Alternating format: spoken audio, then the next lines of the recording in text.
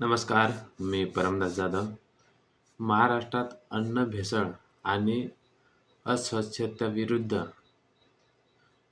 एफ-डी-ए आयुक्त तुकाराम मुंढे यांनी मोठी मोहीम सुरू केलेली आहे. सोशल मीडियावर कोर्टात सुनावणी झाली आणि संध्याकाळी कोर्टाचीच कॅन्टीन बंद अशा मंथनासह अनेक पोस्ट व्हायरल होत आहेत. पण नेमकी घटना काय आहे? खरंच कोर्टाच्या सूचनेनंतर लगेच कारवाई झाली का?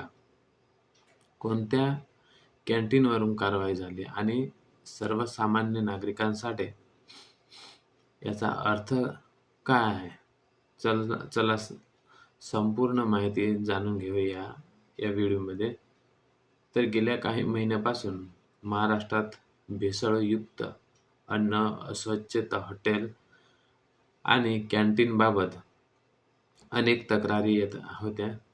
या पार्श्वभूमीवर बॉम्बे उच्च न्यायालयातही हा मुद्दा उपस्थित झाला. न्यायालयाने अन्न सुरक्षेबाबत गंभीर भूमिकाही घेत एफ-डी-एला कठोर कारवाई करण्यास सांगितले आणि त्यानंतर एफ-डी-ए आयुक्त तुकाराम मुंढे यांच्या नेतृत्वाखाली राज्यभर विशेष तपासणी मोहीम सुरू झाली. एफ-डी-एच्या अधिकाऱ्यांनी अनेक सरकारी आणि सार्वजनिक कॅन्टीनची तपासणी केली. तपासणीत काही ठिकाणी आढळलेले स्वयंपाक जे घरात आहेत ते स्वयंपाकघरात अस्वच्छता, अन्न साठवण्याची जी चुकीची पद्धत किंवा कालबाह्य खाद्यपदार्थ, स्वच्छतेच्या नियमांचे उल्लंघन, कर्मचाऱ्यांकडे आवश्यक आरोग्य प्रमाणपत्रांचा अभाव या गंभीर त्रुटीमुळे काही कॅन्टीन तात्पुरती बंद करण्यात आली आणि साधारण ही सुधारणा होईपर्यंत त्यांना परवानगी नाकारण्यात आलेली आहे.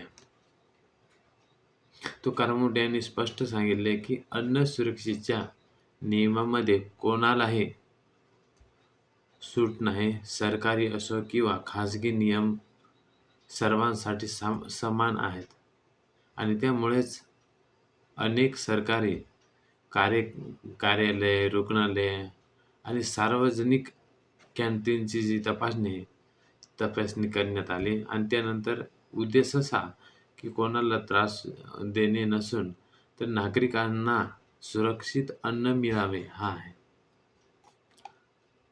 सोशल मीडियावर व्हायरल झालेल्या पोस्टमध्ये सकाळी कोर्टात सुनावणी आणि संध्याकाळी कोर्टाची कॅन्टीन बंद असा हा दावा केला जातोय. परंतु उपलब्ध अधिकृत माहितीनुसार एफ-डी-एने तपासणी करून नियमभंग आढळल्यानंतर कारवाई केली आणि म्हणून एफ-डी-एची जी कारवाई आहे ही कॅन्टीन बंद करण्याची घटना खरी आहे आणि या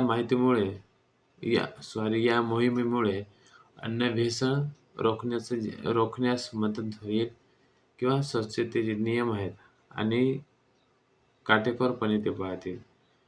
नागरिकांना सुरक्षित आणि दर्जेदार अन्न मिळण्याची शक्यता वाढते. नियमांचे उल्लंघन करणाऱ्या संस्थांवर कठोर कारवाई होईल. मित्रांनो, एकूणच एफ-डी-ए आयुक्त तुकाराम मुंढे यांच्या नेतृत्वाखाली सुरू झालेली ही मोहीम नागरिकांच्या आरोग्याच्या दृष्टीने महत्त्वाची मानली जात आहे. सोशल मीडियावर प्रत्येक व्हायरल पोस्टवर विश्वास ठेवण्याऐवजी अधिकृत माहिती तपासूनच निष्कर्ष काढा. जर तुम्हाला अशाच सत्य आणि पडताळणी केलेल्या बातम्या पाहायच्या असतील तर आपल्या व्हिडिओला लाईक करा आणि चॅनलला सबस्क्राईब करा आणि बेल आयकॉन दाबा.